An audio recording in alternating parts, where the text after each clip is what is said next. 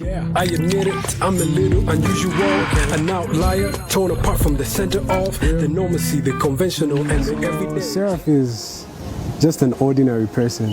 I think I started writing poetry in grade 11.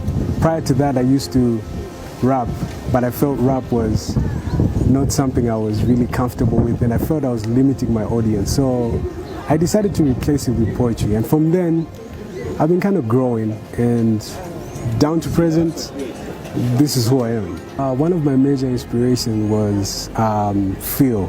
Forgotten his last name, or maybe I just don't know how to pronounce it, but I think he's an American poet.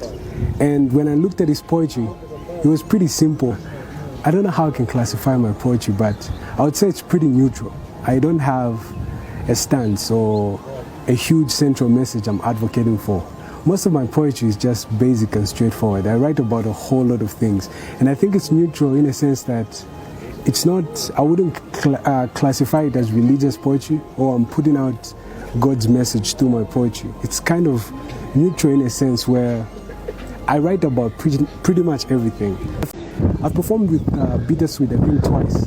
They had a show called The Stage Awaits the Brave, and then they also had a show called Rhinos and Booze, which was targeting drug abuse and all those related things. And it was a privilege to actually work on Rhinos and Booze because I was going head to head with some of Zambia's tough poets, and it wasn't an easy journey, but it was a learning experience. Landscape, I think it's pretty biased to some degree because 90% of the poets I've interacted with are Christian-oriented poets. I'm not saying that's a bad thing, but there's no balance.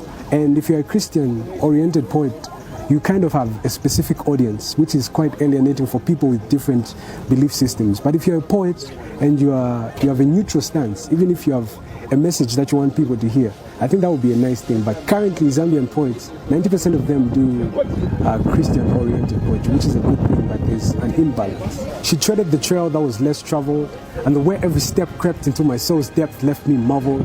I was so puzzled how fast my fingers turned into a paintbrush and her skin turned into a canvas.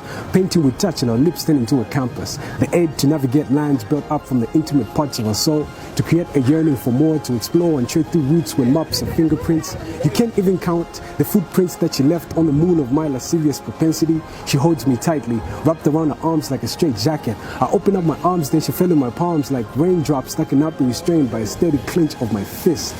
I think that's where I am. Music, man. Boredom makes us create some of the coolest stuff in the world.